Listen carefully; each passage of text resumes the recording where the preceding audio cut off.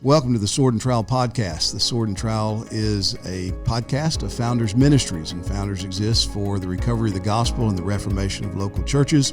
And I'm Tom Ascol, and I'm here today with my good friend Travis Allen. So Travis, welcome to the Sword and Trowel. Thank you so much. Long-time listener and first-time guest. First-time guest. Yeah, there you go. Travis is also the chairman of the board of Founders Ministries, and so some of you have known that, but maybe many of you have not known that. He's the pastor of Grace Church in Greeley, Colorado, and you've been there for now 7 years? 7.5 years, yeah. It's been a wonderful 7 years of learning, instruction, all that sanctification from the Lord, and a great joy in seeing his work in Greeley. So we're going to have a conversation here in a few minutes, but I wanted to, first of all, thank those that are members of the Founders Alliance membership or Founders Alliance churches. Your support helps us to put this podcast on and to produce the materials that we produce, and we're always trying to produce more content. We've got a couple of things that you might not have heard about. Our newest book is by David Schrock. It's called Brothers, We're Not Plagiarists. Not plagiarists. We're not Pelagians, nor are we plagiarists. Brothers, we're not plagiarists. A pastoral plea to forsake the peddling of God's word. Of course, pulpit plagiarism was much in the news the last year or so, and David doesn't just take shots at people, or he doesn't take shots at people at all. He actually makes a positive case to help pastors know how we should think about constructing our sermons, preaching our sermons, so that we do it in an honorable way. I mean, everybody uses resources. We all are using commentaries. We all use that which we've learned from other people, and we want to do that in an honorable way. David walks us through that. So you can get this book available through Founders Press. We gave away hundreds of these just recently at the Southern Baptist Convention that met out in Anaheim, California, and we did that because of the generous support of many who enabled us to do it. Another resource that is now available again is the Baptist Catechism set to music by Jim Scott Orrick. Many of you have these CDs. You've used them with your children. It's just simple tunes that help you understand and memorize, and so that you can understand the Baptist Catechism. So again, you can go to founders.org, click on the bookstore, and access these resources. Well, Travis, before you became a pastor in Greeley, Colorado, you actually worked out at Grace to You in Sun Valley with John MacArthur and Phil Johnson and other friends out there. So how long were you out there? And tell us a little bit about what you did there. Well, when I started there, I started in 2000, and it was in conjunction with my start at the Master's Seminary. So I got a job in the production department. I was making tapes and CDs, trying to support my family, make an income while I was going to seminary full time. And so started out there in 2000, and, over the years, different opportunities would become available to me. So I was a broadcast editor for a while. That was editing John MacArthur's sermons and making masters of his preaching from the pulpit, and also putting sermons on radio. So that was a fantastic instruction in preaching from one of the master preachers of our time. Yeah. So enjoyed that for a couple of years, and then they had a need there was no web department at the time, so they asked me, wonder of all wonders, to start that web department and build an internet ministry. So I did that for a number of years until they needed somebody for the managing director role. My predecessor, Don Green, left to go and pastor a church in Cincinnati, Ohio, and a dear friend of mine and someone I look up to greatly.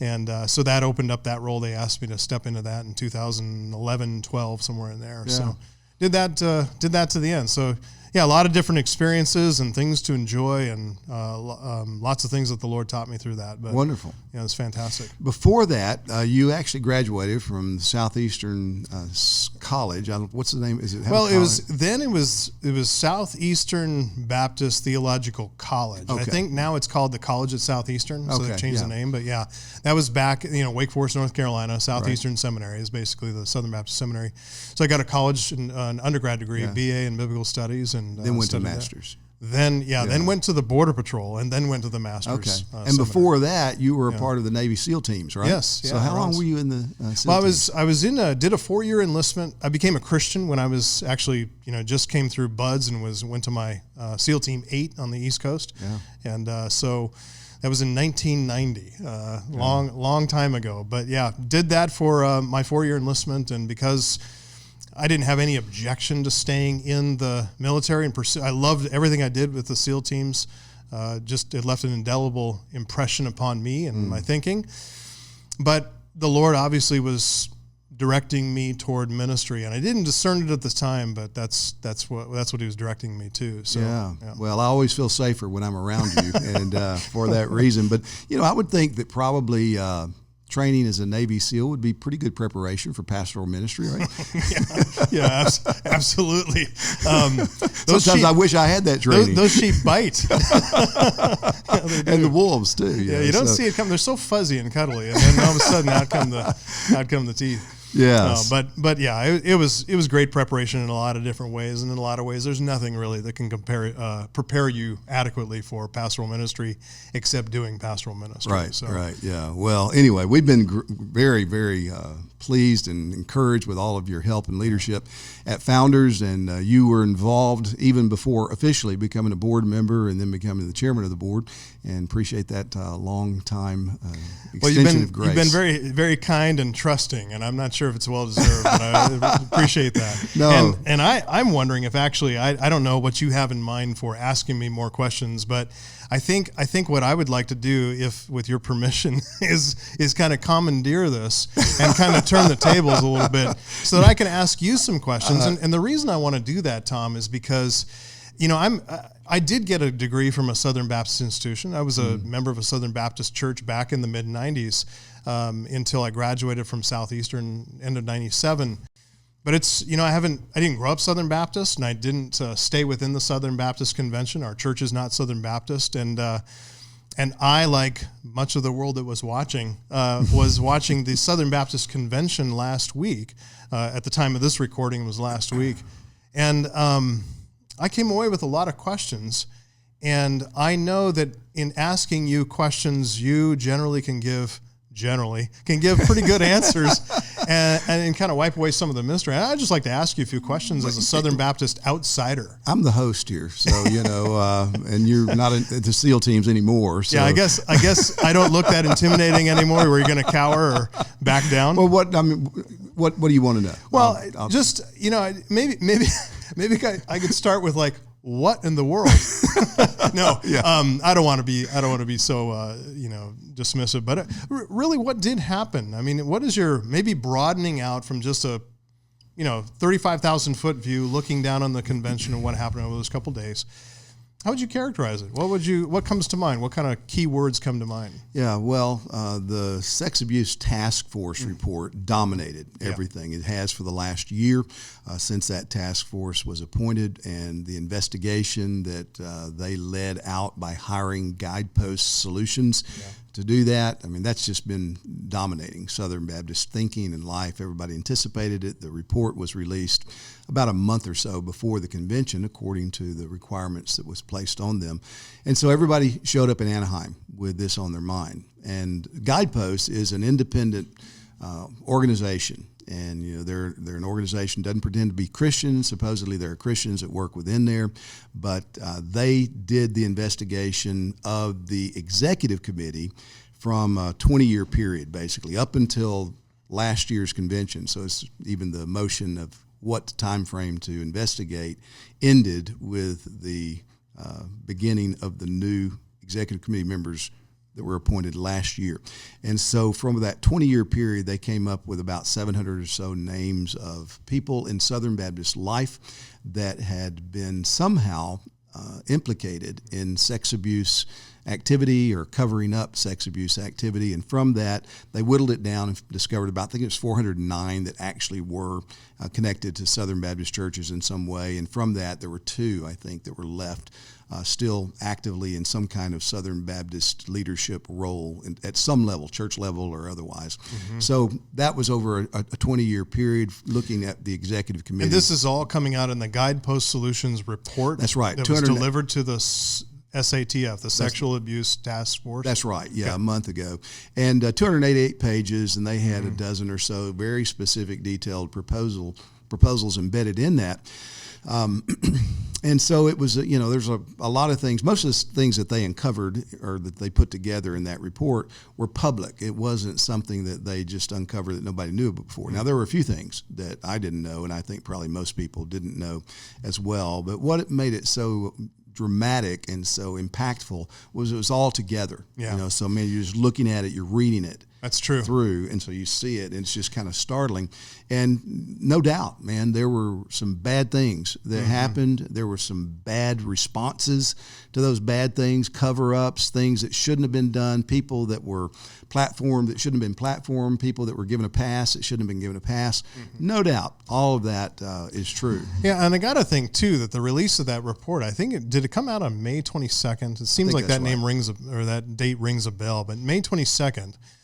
And then less than a month later is when you all are meeting together, and it sets a really negative tone for the whole convention, doesn't that? Well, it did, but it was designed to be that way so that messengers could come to the convention having read the material, so that they would have access to the report. I got you. And so all of that was designed, so that we're not just showing up and hearing for the first time what was in that report. But one of the things that, again, created some real problems, in one sense, you can regret it, but in another sense, I'm always of the mind that, look, if something's true, I want to know it, even if it's bad. I want to know it. Right. And so this is Pride Month. June is Pride Month, and so Guidepost Solutions comes out with their rainbow flags. Say, we very proudly support the LGBTQ community. We're allies, know.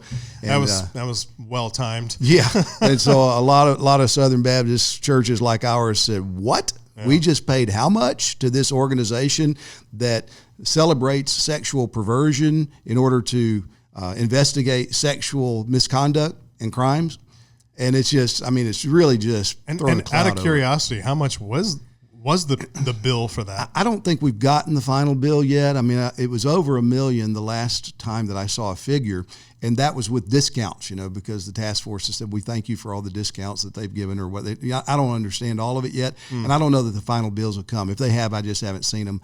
The estimate that I saw was going to be north of $2 million, maybe $3 million or so, to Guidepost Solutions for what they did in that 9-month investigation. Now there's more coming. There's more bills to pay. Got a lot of lawyers at Guidepost Solutions, huh? Well, there's interestingly, after Guidepost showed their colors, no pun intended, there were lots of Southern Baptists, including several state conventions and lots of churches that said, we do not want Southern Baptists to have anything else to do with Guidepost Solutions. Rightly so. We don't need them to do that. They did their investigation. But again, most of the stuff that came to light was not hidden. It was mostly public records. And they did a lot of investigation, a lot of but still, interviews. The compiling of that, it's a lot of work, but the compiling of that and then the impact of that on the reader. Yeah. I know I read some of it, and I didn't read all of it, but what I read was disturbing. It was really troubling. Yeah. So you got 47,000 some churches in the Southern Baptist Convention. I don't know how many people that represents, but that's a lot of people, a lot of churches. Yeah. How many? About 14 million. 14 million. On paper. That's massive. Yeah.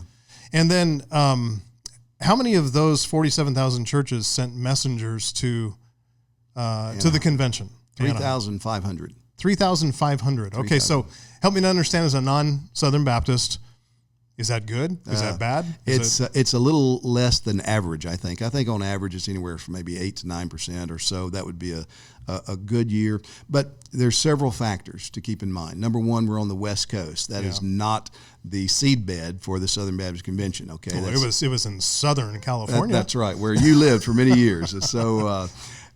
Southern Baptists used to refer to the frontier areas of the nation, where the heart and soul of most of our churches have been in the South, Southwest, Southeast, and somewhat in the Midwest. Far West, Northeast, those are not hot spots for SBC churches, and so it was hard to get to geographically, and then it's incredibly expensive. Gasoline was like $6.50 a gallon or something. The hotels were expensive. The food was expensive. It's just. There are a lot of things that mitigated against this being a well-attended convention. Sure. And despite all that, it's the largest West Coast convention we've had in I forget how many years, decades. Anyway, so usually they would have expected under normal circumstances about 5,000 or less to show up. So we had a little over 8,000, which is more than you would expect in that venue. But it's certainly not representative. And one of the concerns that I have, and one of the things that I've been talking about, and one of the real hopes that I guess we could have going forward, is that most Southern Baptist churches just haven't shown up and haven't spoken up, and they have not been represented yet. And they need to be if we're going to see things become healthier in the SBC, because my fear is that there's a smaller group of churches, leaders, institutional leaders that have really been at the helm and making the decisions for the last several years. And most of the churches have just been very trusting, going along with it, assuming, that those leaders put in those positions of responsibility are acting in their best interests. And I'm not sure that's always been the case. I would like to come back to the sexual abuse task force with a question in a minute. For an outsider watching the inside of the convention take place, it was kind of impressive to see the order that was attended to, being able to stay disciplined and on task and move through a pretty massive agenda and try to get through a lot of information with a lot of different people. That's kind of an impressive feat. Something that stood out to me, and I think stood out to a lot of people, is when Linda Cooper, who is the chair of the Credentials Committee, asked the Southern Baptist Convention messengers for, it sounded like 1 year, to create a study group to examine the word pastor, okay? Before I continue, I'm not a Southern Baptist, but help me understand, what is the Credentials Committee and what are they doing? What credentials are they concerned about? Well, I think it was 2019 that Credentials Committee, became a standing committee with the assignment to investigate churches that were brought to their attention that might not be in friendly cooperation with the Southern Baptist Convention. So it used to be an ad hoc committee or something? It was. I think it only functioned on a yearly basis. So there would be a new committee every year. I think that's right. I'm a little fuzzy on that, but it became a standing committee because of concerns for sex abuse in churches. And the convention adopted an additional qualification in our Constitution that says if a church, and I don't have the wording off the top of my head, but anyway, if they elevate or maintain in leadership someone is guilty of sexual abuse or sex crime, then they are not in friendly cooperation with the Southern Baptist Convention. So that was the real impetus behind making that a standing committee. And in 2019, there were people on the executive committee who actually pled that this not happen this way because they said we're not equipped to deal with this. And sure enough, J.D. Greer was the president that year, and the committee was formed. It was approved, and then they were given a list of like 10 churches. Say, investigate these churches. Well, one of them wasn't even a Southern Baptist church, and so the committee after 2 weeks said, we don't think there's any problems in any of them, and there may have been some problems in some of them. They just weren't equipped. They didn't have the tools to do what they were tasked to do. I know Founders has a church search database where you can put in some area and try to find a church in your area. It is not easy for you to keep up with all the churches that say they're affiliated with you, and to know what's kind of standing they're in right now, whether they hold to the 1689, whether they are in friendly cooperation with you.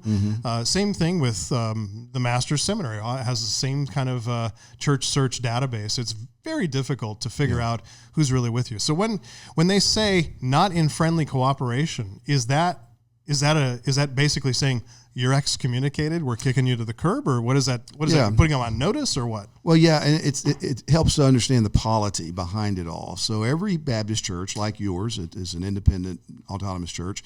That's true of every Southern Baptist church too. We're independent, we're autonomous, and so there's no kind of organizational structure over any Southern Baptist church. Every church voluntarily cooperates, but the the realms in which we cooperate. Like we here in South Florida, we cooperate in a local association of churches. Well, that association is autonomous as well. And then you have a state convention. That state convention is autonomous as well. And then you have the Southern Baptist Convention. That Southern Baptist Convention is autonomous as well. And so while the Southern Baptist... Lots and lots of autonomy. Lots of autonomy. It's important to us, you know. And while the Southern Baptist Convention cannot exercise discipline over a church, it can say, you cannot be a part of us. You know, you're no longer one of us, and so we will not seat your messengers.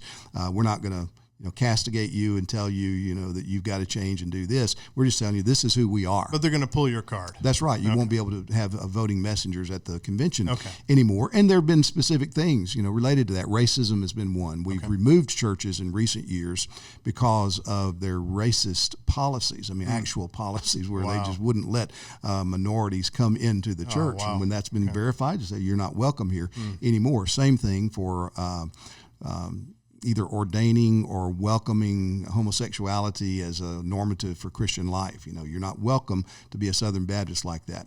In our Baptist Faith and Message, which is a very broad statement of faith, it says that the office of pastor is limited to qualified men. And so that was the issue that was on the Credentials Committee mind this year, because last year, just before the convention met in Nashville, the Saddleback Church, where Rick Warren just retired as pastor, very loudly and celebratorily ordained 3 women pastors. First time in history. Right.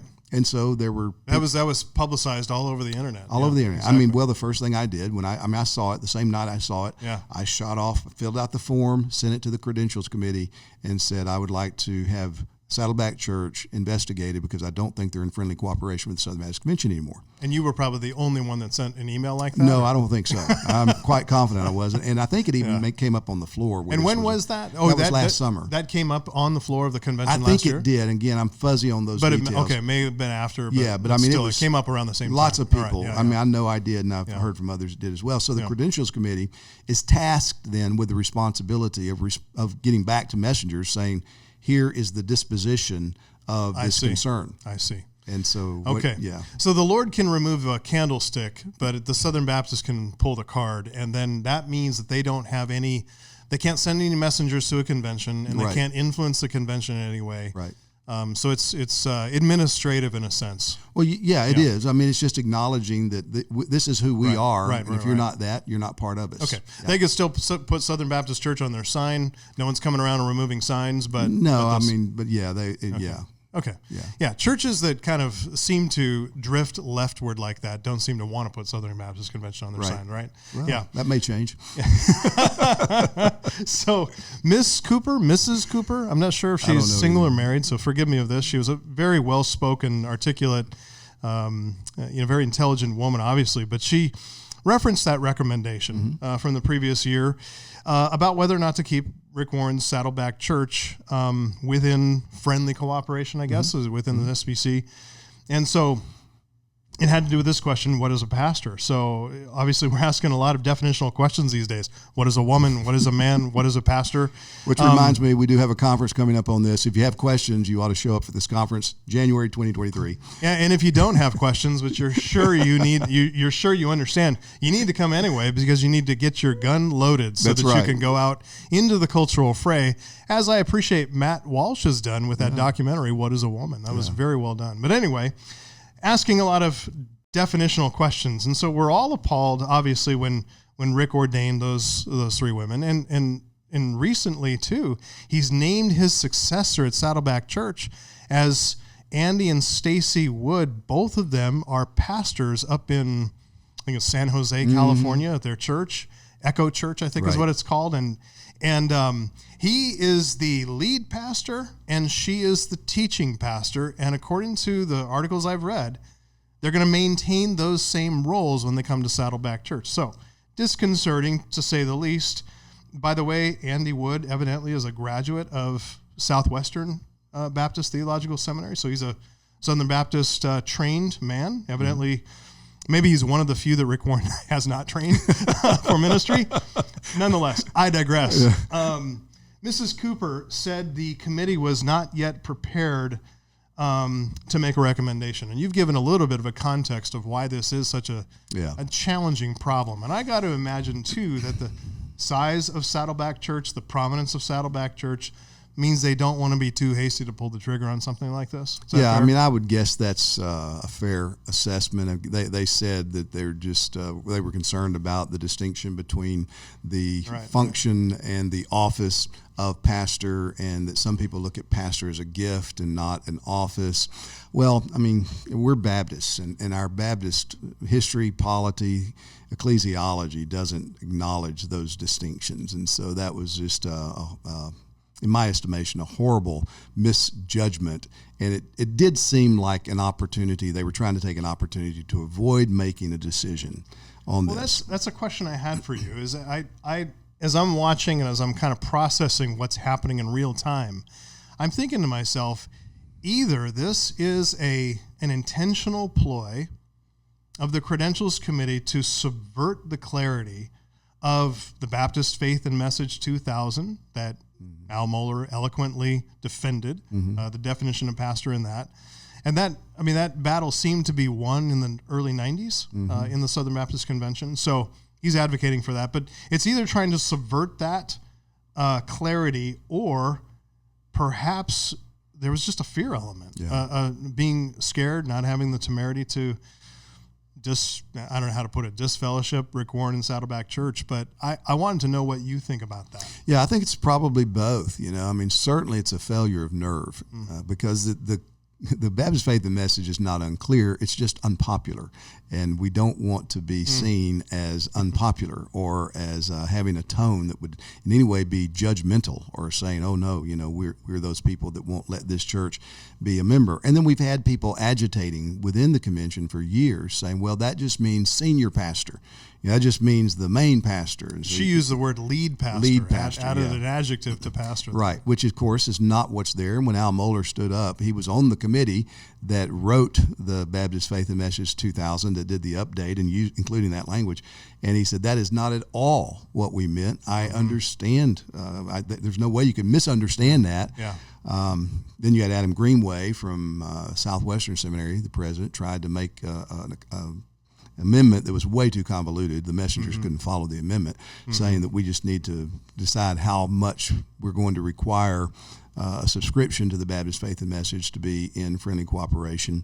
And I spoke to that and just said, we don't need this amendment. We don't need this delay. We just need to vote down the amendment and then vote down this recommendation and just be true to our standard here. It's pretty simple. Do you think there's some kind of a groundswell movement within the Southern Baptist Convention to reinstate women into ministry? I think there's some that definitely want to do that. There's no doubt. I mean, when you say some, are we can you guess at a ballpark percentage? I think it'd be minority, but I think there's a minority that are agitating for it that would really like it. I think there's others that wouldn't be disappointed if it happened. That's my take on it, because up until I didn't hear much about it this year, but last few years it's women preaching on Mother's Day. Beth Moore led that, and everybody made jokes about it. And we're preaching on Mother's Day, and then guys like me say, "Wait a minute, this isn't right." And they say, "Well, you're just an curmudgeon. Why are you doing it? It's just one day out of the year. Come on, man. One Sunday's gonna, all that kind of argument came about." And so I think there are people that I don't know what to say. I just think there's some that wouldn't be that concerned about it. There are fewer that would really like to see it happen. But I have to believe the overwhelming majority would be opposed to it. And again, I'm guessing here. I'm just giving you my experienced opinion. But I don't think most Southern Baptists would be satisfied with that if most Southern Baptists were awakened to what's happening and what some would want to see us move towards. So if this complaint or this concern were registered to the Credentials Committee a year ago about a church, First Baptist Church of Paducah, Kentucky, or something like that, would there be any hesitation to deal with that issue? Or do you think that the size, prominence, influence, wealth of Saddleback Church had something to do with their hesitancy or reticence? Well, I don't think you can hesitate in acknowledging the context. I mean, we're right there in the backyard. In his backyard. Yeah. So, I mean, all of those factors, give them the benefit of the doubt that, man, you come to a guy's backyard and you're going to remove him from the convention. I get all of that. But in my mind, again, it's a failure of nerve. Okay. It's a failure of nerve. And it's interesting in the people that I've talked to and heard from, after the fact, behind the scenes, whose voices are very prominent, had they just simply stood up and said together with Al Mohler, this is ridiculous, we need to deal with this right now, we'd move past it. But though privately, oh yeah, we can't believe we're having to debate about what a pastor is, publicly they refuse to speak, which seems to be somewhat epidemic throughout the SBC. Kind of felt bad for Linda Cooper having to bring this to the messengers, having to be the voice of this this position. It was a very tough position for her to be in. I think, it was awkward. Yeah. So, again, looking in from the outside, non-Southern Baptist, can you help me interpret what I was seeing with regard to? It seemed that President Ed Litton, he was allowing some messengers to speak freely to certain issues from the floor and seemed to be disallowing others. I could have chalked that up to a violation of Robert's Rules of Order, or he had a parliamentarian behind him who kept stepping up and saying, "Well, here's the issue, or here's the reality." Even at one point, there was a lawyer that got up and spoke against something. But at some points, he shut people down. In my opinion, quite sternly. At one point, though, he gave Rick Warren the floor for about 7 minutes, and I just wanted to know, what were we seeing there? Do I just misunderstand that really it was a matter of order and procedure, and that's what was going on? Is there something else going on? Well, yeah, I don't know what else is going on, except you just have to see this as further evidence that elections have consequences. And the platform controls the convention. Now, theoretically, it's the messengers that control the convention. Well, that's very true. But the messengers come with a predisposition to trust the platform, trust those in leadership. And the platform has to keep order. Yeah, it does. Absolutely, absolutely. But so a lot of those are very subjective decisions. They say that it's Robert's Rules of Order, and yet those things get forgotten, tweaked. They're from year to year. Sometimes things aren't done the same way. Yeah. So that was disappointing. Yeah. Okay, disappointing. We'll leave it there, because it was not only just disappointing in that Rick Warren session, but it was distasteful. Yeah. I think everybody could say that. There are memes all over the internet about how distasteful that was. Yes. I want to come back to the sexual abuse task force, and that was a highly anticipated item of business for the convention this year. Released May 22nd, 2002. And I want to know, for the convention, what did the convention decide to do as a convention? I couldn't understand maybe the takeaway. And I wanted to know not only what was the takeaway for the convention, but what are the implications for the SBC as a whole, and also for its individual 47,000 churches in particular. I mean, how does this change the way an individual church is going to handle any alleged incident of sexual impropriety, abuse in its midst? I mean, obviously, and I've heard you talk about this a number of times, we treat crimes as crimes and sins as sins. The church treats the sins, the law treats the crimes. What's going to change, if anything? Help us understand that. Well, I can tell you, for Grace Baptist Church in Cape Coral, nothing changes. Nothing will change. Okay. Yeah, because that's the way we've been treating this for years. When there's a crime, you call the state, you call the civil magistrates that God has ordained to handle crimes. And when there's sin, it's the church's responsibility to handle that. So you and many other churches are going to do just like that. But is there some kind of a threat now that someone will come and pull your card because you haven't followed some procedure? There might be. I mean, there's some confusion about how all this will work out practically speaking. But basically, there were two proposals by the Sex Abuse Task Force that those are Southern Baptists that were appointed by Ed Litton. And so they're different than the Guidepost investigators. So Guidepost investigators made the report. Outside company. They had 12, I think it was, massive recommendations. And so now you've got the Sex Abuse Task Force, Southern Baptists, who came up with two recommendations. Right. And one is to keep a database, to keep a list of those who have been credibly accused of sex abuse, and that devil in the details, credibly. Yes, it is. That has some things that will be challenged. Credibly accused, not convicted. There's four qualifications, and so I can remember them off the top of my head. One is if you've been convicted, or you have settled a claim. Settled, like some kind of a settlement out of court. That's kind right. Of thing. Or a criminal or a civil judgment against you. Okay. So I think whether it's civilly settled or civilly convicted, or criminally convicted. Those Right. are the three. I think those are the three. And again, I may have that second one little off center, but those are the three broad areas. But then the other one is credibly accused by a preponderance of evidence that has been determined by a qualified investigative firm and other things like that. So Okay, just let me stop you right there. Where does excommunicated under due process of church discipline fit into that? It's not anywhere in the recommendations. And is that because Guidepost Solutions is just a secular organization and is recommended to these things? Because it's a Southern Baptist. I don't know, brother. I mean, Okay.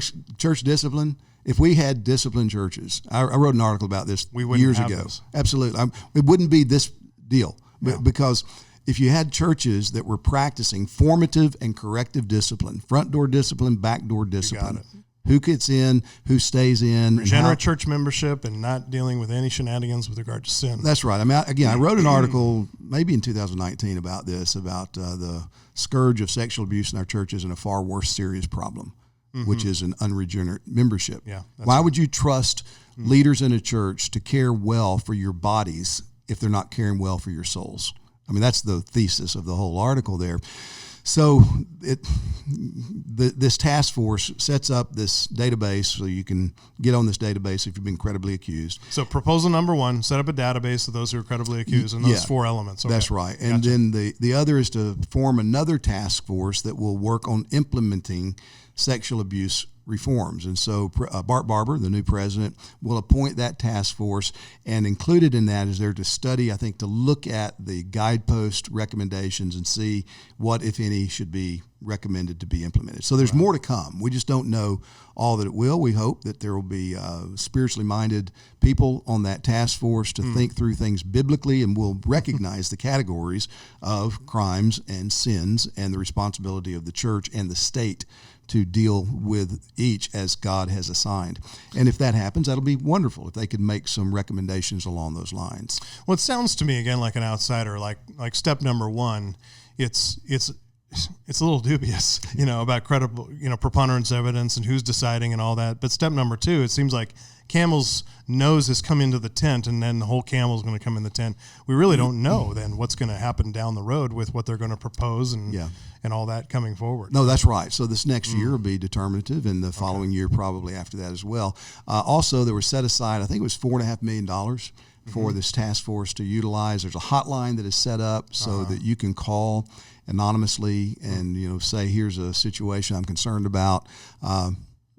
Good news, bad news on that. Anybody can call, anybody can make an accusation, and then the process starts. And then that also doesn't it seem to subvert the whole process of elder Absolutely. leadership and pastoral leadership and authority in what the a church is supposed to do. Yeah, I mean, you don't do that anonymously. I mean, again, granted, there are situations where people are caught up where, man, they don't know. I mean, you've dealt with them. I've dealt with them. Maybe it's the pastor, and they don't trust any of the leadership, so they got to call somebody. And so we try to hammer that in our own context here.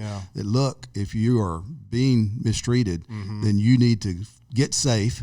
First of all, we will help you get safe, and then you tell someone. You must let somebody know. That's right. And that's happened, and oftentimes, very often, it's been a close friend that they finally confided in that says, we need to get the leadership of the church involved, and that's when things begin to roll the way God tells us that they should roll.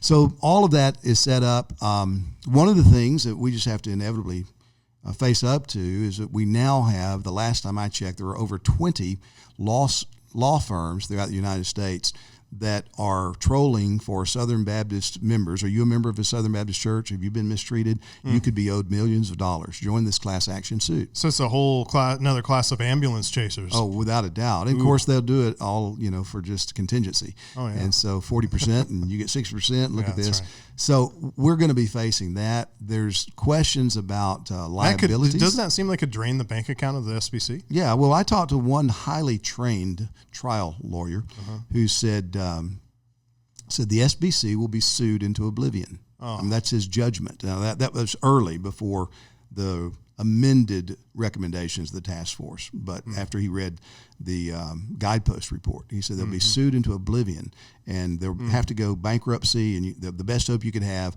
is that after bankruptcy, you can maybe see something good come out of that. Now, again, I haven't had that conversation with that man since that time, but I've talked to other lawyers who are equally concerned, including those that are not associated with the Southern Baptist Convention at all, outsiders looking in. I mean, one pretty high-powered guy that makes his living off of this, and he says, this is fraught with dangers all over it.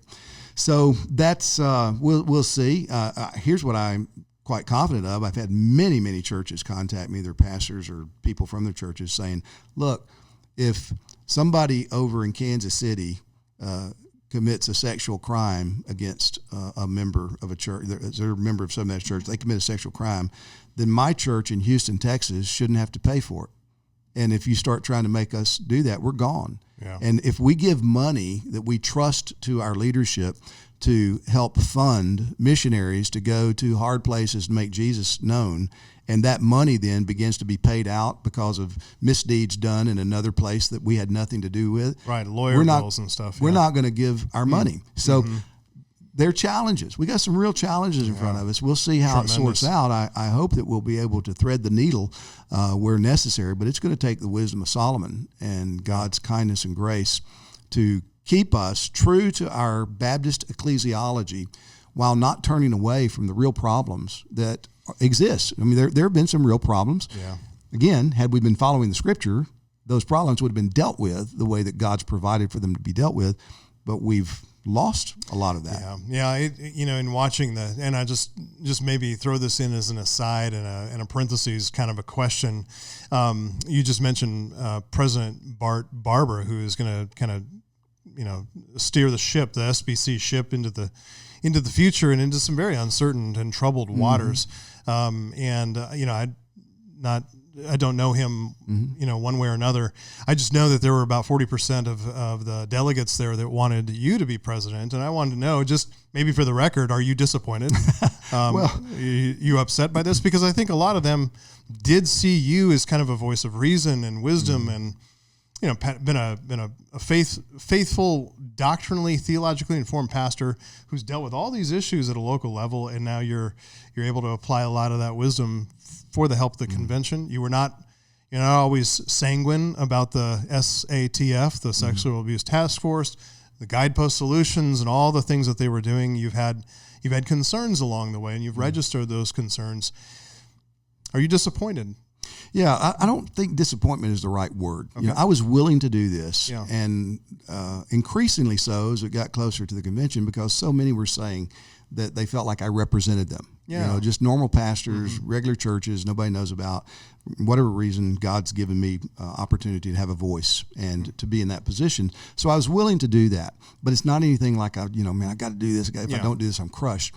You weren't angling like a politician, trying to win a fourth term or something. No, I mean, I had people counseling me. You got to, this was said to me multiple times. You hitched your wagon to CBN. Why have you endorsed CBN and Conservative Baptist Network? So look, I got friends in Conservative Baptist Network. I'm not a member of that. They've endorsed me. I'm grateful for that.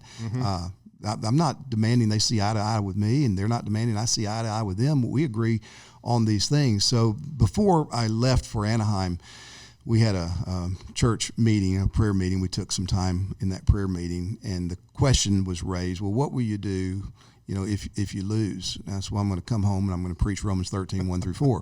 And I said, well, what will you do if you win? I said, well, I'm going to come home and I'm going to preach Romans 13, 1 through 4. And Romans 13, 1 through 4 is exactly the text that you had next in your exposition of Romans over the past few years. That's right. No, that was the next verse. And so you weren't preaching on government because of some political issue. No, that's true. Right. That's a good point. I just wanted to clarify that. That's a real good point to clarify. But it's if I were to be the president of the SBC, it would have been a priority after my main priorities. I would have been doing what I had to do and want to do it to the best of my ability. Pastor first, president second. Absolutely. There's a lot of things that God's given me to do, He's called me to do, that I would add president to, but it would be down the list. And so in that sense, I'm not disappointed, in the sense that I feel like, a lot of people would have taken some encouragement had I been elected. And I wish I was elected. I wanted to be elected, but I'm very content that God's will was done. So I'm not crying over it, didn't lose any sleep over it. And I'm praying for Bart. Bart. It's funny, I came across some correspondence Bart and I had just the other night. I was going through cleaning out some things on my computer, And in 2018, I actually asked him if he would run for president. I wanted him to run. So I think Bart's got real integrity. I mean, I do believe that about him. He and I don't see these things in exactly the same way, but I think he's going to attempt to be a very honest president and will do his best. And certainly Southern Baptists ought to be praying for him because he's going to need great wisdom, great help going forward. So, does he prepare his own sermons? As far as I know, he does. All right. Well, he's got a mark for him already. Right. He's already stepping in the right direction. That's right. That's anybody who's heard me preach knows I prepare my own sermon because you don't buy those kind of sermons. You're not getting your money's worth. They're not on the internet for sale. Yeah.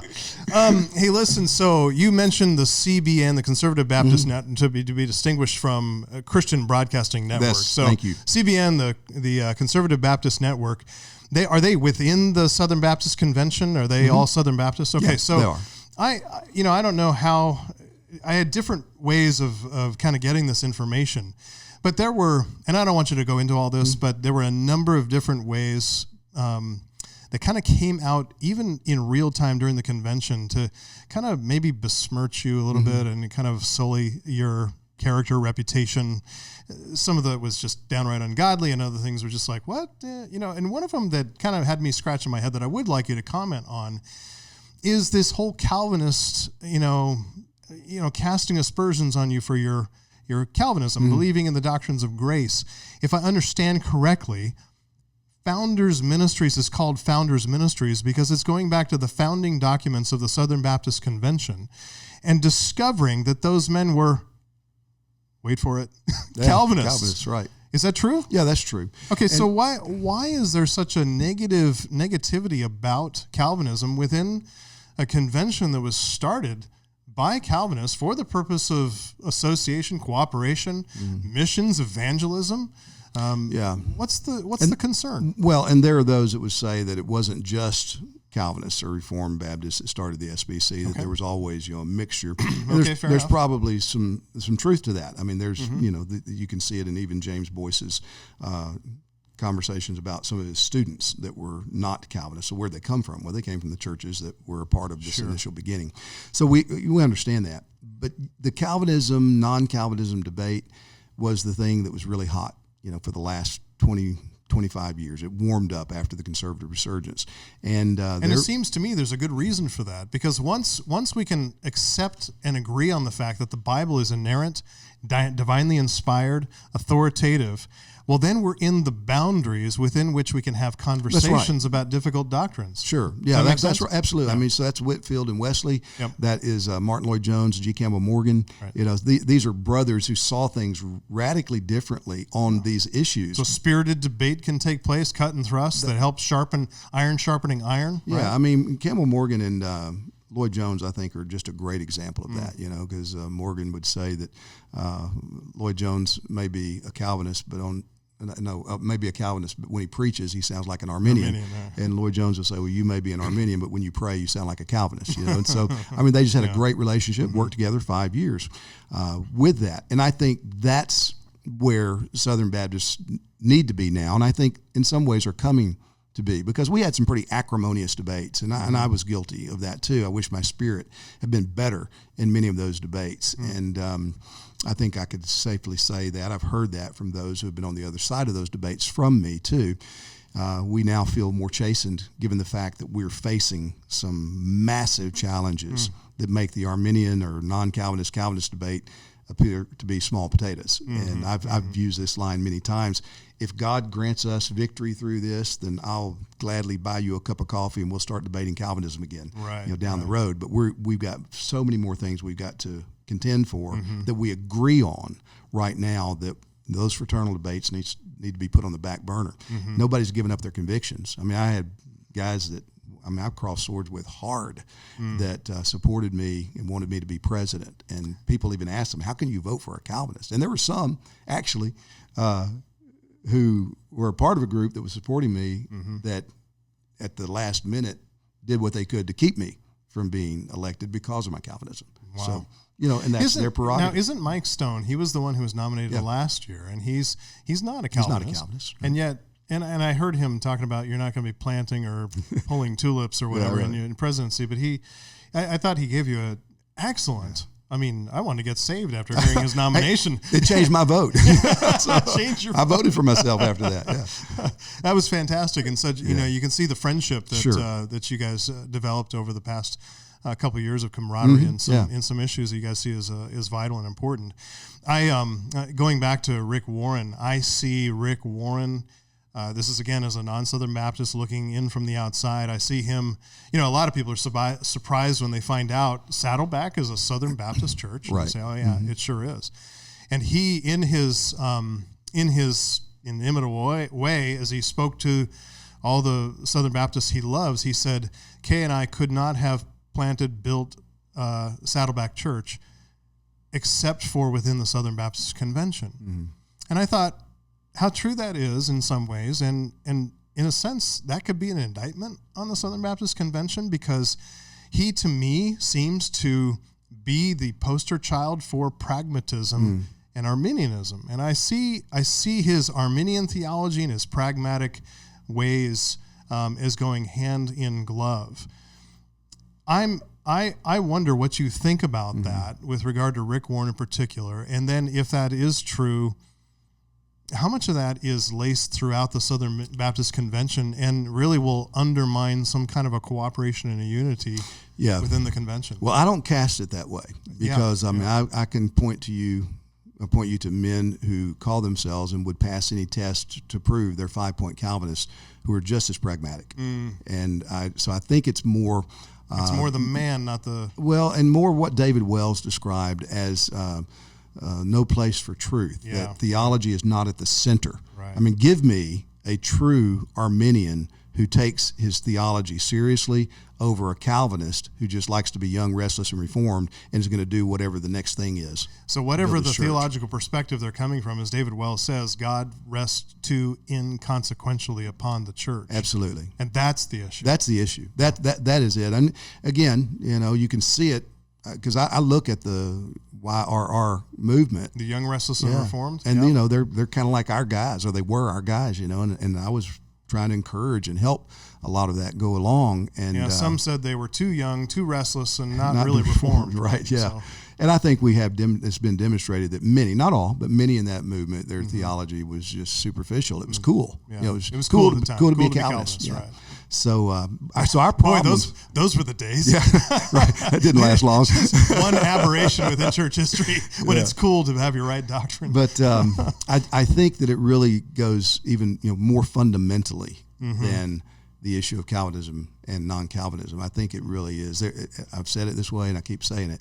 There's just no fear of God before our eyes, by and large, anymore. Yeah. And if we would return to that, if God would bring us low and grant us repentance, then I think that we would begin to find the common ground necessary to stand against all this onslaught that's just come in over these last several years. Yeah. Repress that, and then get back on healthier ground with our Bibles open, where we can have the kind of debates and discussions you described earlier. Yeah.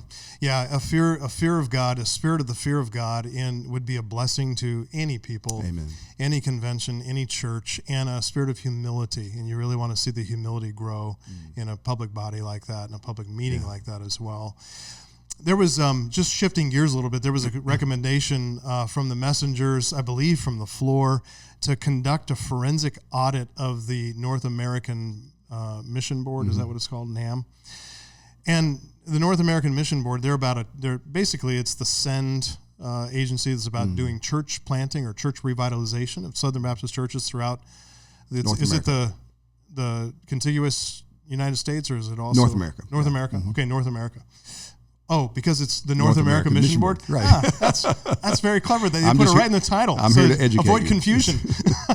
So, but that recommendation for a forensic audit and talking about where's the money going seemed to make some people on the platform pretty uncomfortable. And again, being an outsider, I'm not sure if I was interpreting that correctly, but the Robert's Rules of Order, a parliamentarian guy got up, and then he brought up a lawyer also to speak to that and said, "Nah, this can't happen." I was wondering, was that all legit? What were we seeing there? Yeah, well, I think you're exactly right. There was a great deal of discomfort, and of course, I've been calling for forensic audits, not just of NAMB, but of all of our entities and agencies. I think that was forensic audits make everybody uncomfortable. Well, yeah. Well, but it's But do you think there's just cause for that? I do, not necessarily because I think people are doing sketchy things. There might be, but there's just so many questions and so many accusations floating around, and especially with NAMB and Lifeway and others that, hey, we are built on trust. It's that rope of sand that cannot exist if it begins to be fractured. And so in order to give a baseline, I think it would be healthy for every one of our entities and institutions to do a forensic audit, to schedule it over the next 3 or 4 or 5 years, and then about every 7 or 8 years, come back and do another one. They do annual audits, and they have outside auditors, and that's all right and good. But a forensic audit comes in with some teeth. To say, are you actually operating the way that you say you're supposed to operate, and according to the laws and the what's been entrusted to you from the convention that owns you? And I think we would, if you're not doing anything wrong, why would you hesitate? Sure. Yeah. And if you are doing something wrong, don't you want to know? Don't you want to know? Yeah. Don't you want to correct it, rectify what's at issue? And it doesn't mean people go to jail. It just means you might have to pay a fine, or you might have to make some changes in your processes. Some people might need to be fired. But again, it's not hostile. I think this is a healthy thing for the convention. There's a parallel I see maybe to the last presidential election where there's some questions about tallying up votes and that kind of thing, and that's an indication that there's a degeneration of people's trust in the system. Man, when you lose trust in a vote or trust in a system and how it's operating, man, pay the money you need to in a forensic audit to restore credibility and trust to those institutions so that people feel comfortable giving again. Exactly. Is that right? I think it would be the healthiest thing we could do. So forensic audit is not to be seen like it was seemed to be presented as a negative thing, like punitive thing. Why this divisive spirit? Instead, it's very positive. It's very forward looking, right? That's my estimation. That's what I was contending for. Okay. So So do you think that'll ever happen? I think it might. There's a lot of people that seem to resonate with as I've talked to folks the last few months. And so I think, again, if I were an entity head, I think I would work to try to get one going. I think you would win all kind of favor with churches if you just said, hey, we've decided to do this because we want to put your mind at ease.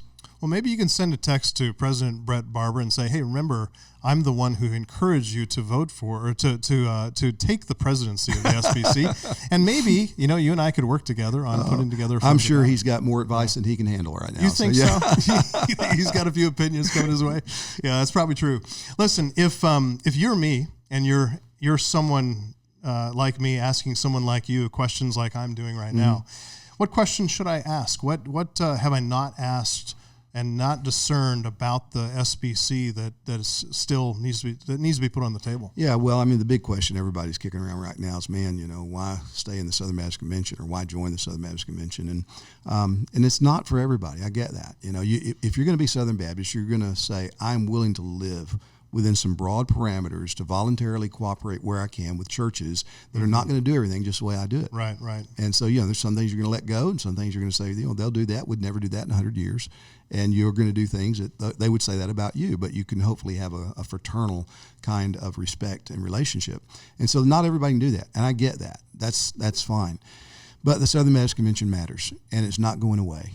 If all the good churches left tomorrow, it's going to continue in the hands of bad churches, and it will continue in the hands for purposes that will be detrimental to the advance of the gospel, just like the PCUSA is and has been for over 100 years. Yeah. All the good churches were kicked out. It didn't go away. It's the United Methodist Church. Same thing you could say about that, at least in its North American expression. So it matters, and if you're going to be in the Southern Baptist Convention, you ought to want to see it become as healthy as it possibly can be. Yeah. And I think we got some real challenges. I'm not trying to throw stones at anybody. Anybody that's been listening to me for the last 20 years, 25 years knows that, I think we have some things that need to be corrected and looked at. And so I would just say, if you're going to be a part of it, recognize what it is, recognize what it's not. Don't try to make it something that it's not designed to be. Yeah. And yet don't neglect what it can be and try to make it the very best type of cooperative effort that it can be. So those are questions that every church is going to have to settle. Do you think this itself. is recoverable, SBC? I believe in a God who raises the dead. Yes, I know, but that's not what I asked. So you're telling me you don't believe God can do this? So what Tom Ascol has said is it's going to take a supernatural act of the Almighty God bypassing all natural and providential means to raise the dead, is what you're saying. The Southern Baptist Convention is dead, is what you just said. No, here's the practical reality. How do you change the convention? There's a polity. We have a polity that's designed to do that. You just have to get people in the room to vote for a change. You have to elect a president who's committed to changing things. And you can do that. All you got to do is show up. So you get more people in who believe that than people who don't believe that. Then you elect a president. That begins a process whereby over time it can change. And you have to be patient. You have to take the long view. It can't happen overnight. And then 47,000 churches, you're hoping that New Orleans is a much closer stop for most of those churches than Anaheim. Well, it is. It's definitely that. I hope that will be taken advantage of so that churches will send messengers and, that people will just be awakened to what's going on. Because, not everything's bad in the SBC. There's some really good things. But there are bad enough things that have kind of crept in that if we don't deal with them and we're not clear-minded, again, if we don't say out loud what so many people are saying to me privately, and there's just not enough yet willing to say it out loud, which is one of the problems, then it's not going to be good over 5 years. It's just not going to be. Right. So I don't know what God will do. But again, every church is independent and autonomous, as is ours. And we're going to do under God what we believe he wants us to do here locally. And we'll cooperate where we can within the convention, outside the convention. Churches like yours, we have great fellowship and friendship with your church. And I think that's the right kind of Baptist fraternal relationships. How much do you think that the Southern Baptist Convention is a barometer of wider evangelicalism? I know you're very immersed in the SBC, and so that may be unfair, but I also realize you're exposed enough and travel widely enough and are conversant enough that you can see things from the outside. So how much do you think it's a barometer? I think it's significant. I think it's very significant. I mean, again, I've got friends outside the SBC like yourself, but people in institutions and in some evangelical organizations that have communicated with me that, man, we want to see the SBC healthy. We want to see the SBC healthy. It's a rising tide lifts all ships. Right. And so I think that what happens in the SBC matters. I don't know what the numbers are now, but sometime in the last 15 years, man, the majority, the single greatest group in the Evangelical Theological Society were Southern Baptists, which 35 years ago, there were hardly any Southern Baptists in ETS. And so that's just one example. You look at the books that are published. You look at the materials, the Sunday school literature. All of that stuff is impacted because of Lifeway's presence in the marketplace. So it matters. It does have an impact. The 6 seminaries, we educate 1/3 of all seminary students in North America. Yeah. Well, Rick Warren's actually, his numbers are a lot higher than that. I'm not sure what his percentage is. I know we can't compete with Rick, but nevertheless. He is a Southern Baptist. That's true. So you can count those numbers. That's a good Baptist thing to do, is to count those numbers. Yeah. So will you run again? If someone nominates you for presidency, next time it's up, will you run again? Look, I have no aspirations. I mean, the same mentality that I've had for years. And you didn't have aspirations the last time. I know. I had to be convinced, and so I think the bar will be much higher for me to have to be convinced again. But again, I want to see Bart do well. I want to see him do what's right and what's good. I want to see good presidents come in that will see things and make hard decisions if they need to try to get us on the right road. Well, you're right. If good people get a hold of the wheel there, you can steer this thing in the right directions and influence a lot of people, and that's that's been the desire that you want to see an influence for the gospel and for sound theology. You want to be able to have that conversation. Amen. So. Yeah, amen. So I think there's a lot better qualified folks than me. People. Let me ask one more question and kind of turn over. I'm through commandeering. Thank you. Then I can take up. You can take over. Okay. But just maybe for those who came away from that convention discouraged, be a pastor right now and just speak to some of your brothers and sisters who, whether they were there in attendance, and some of them, frankly, they got shut down on the floor. And it was really hard to see that. But some who even very sensitive watching that, it saddened them. And there's a bit of pessimism about the future, maybe even cynicism setting in. How would you encourage them? Well, I've had that conversation multiple times from last week or during the convention a couple of weeks ago to today, even we're talking to people. And you've got to come back to what is real. And 2 Corinthians 4, 16 through 18 are great verses to meditate on right now. That whole chapter, Paul talks about the things he's lived through as an apostle and how he's pressed down, not destroyed, and persecuted, and all the difficulties. And then he says, so we do not lose heart. Well, wait a minute. You just described everything that ought to dishearten you. He said, no, we don't lose heart, even though our outward body is wasting away. Inwardly, we're being renewed day by day. How does that happen? He tells us how it happens. Yes. As we look, not to the things that are seen, but the things that are unseen. Things that are seen are temporal. Things unseen are eternal, and they're working for us in eternal way to glory. So what back to a God who raises the dead. That's right. I mean, it's the gospel. Christ is still alive. He's still on the throne.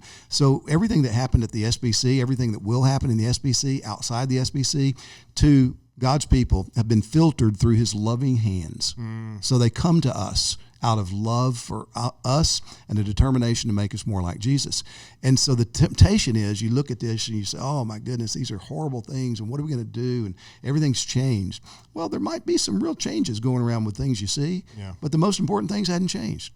And this is where our theology has to kick in and become practical to us. This is what will keep you from depression, and it'll keep you from kind of an unmitigated ecstasy too, because you're in a fallen world, but it's a fallen world that Jesus Christ is redeeming. The ruler over. And he's going to make it all brand new. And so our marching orders haven't changed. And that's what I was trying to communicate to our church before I left for Anaheim is, look, God's called me to be a pastor, and I'm going to do that. And if I do that as president of the SBC, so be it. If not, so be it. I've got my responsibility. I've got my marching orders here. And if he wants to tweak those and add to it a little bit, that's fine. But that's true for every Christian. You're called to get up tomorrow morning and go represent Jesus Christ wherever it is that he's planted you. And you can do that with joy. Now, it's like a master painting. If we don't look at the whole thing, we can get discouraged looking at the little corner that we occupy, and we just see a few little grains. We think, man, this is a mess. This doesn't make any sense. If you wander into the dark grains, then you feel like everything's dark. That's right. There's no, and what am I doing? My life's insignificant. But if you back up, you say, well, wait a minute, I'm a part of that. God let me be this and that. So we have every reason to be full of hope and full of confidence going forward. We don't know what the Lord will do. Look at history, man. He's raised up empires, cast down empires. He has done all kinds of things that have surprised people, but he's always done it in accordance with his promises in his word. So live on those promises. Remember Jesus Christ. And it seems that in the darkest of times is when he shows himself to be strongest. It's it's that saying, behind a frowning providence that hides a smiling face. That's right. Yeah. And he is so kind and always sovereign and always in control. Absolutely. Pursuing his his will and his decree according to his good pleasure. Amen. Amen. So be encouraged and press on. That's my counsel. Well, fantastic. Thanks for letting me take over this interview. Thanks for having me on your show today. You're welcome. Anytime, Dr. Tom Ascol. Folks, we've been with Dr. Tom. No, I'm just kidding. I do want to turn it over to you, but I just want to thank you for letting me do that, because I just know for myself and others who are non-Southern Baptists and Southern Baptists as well, they really do want to hear what you think and what you have to say. They've been cheering you on and praying for you. And so this is kind of a report back to them on your, look at that smiling countenance. It's just wonderful to see your heart at rest under the sovereignty of God. So. Well, Travis, thanks for joining me here, and we thank you guys for listening in to the Sword and Trowel. I hope you'll join us again next week.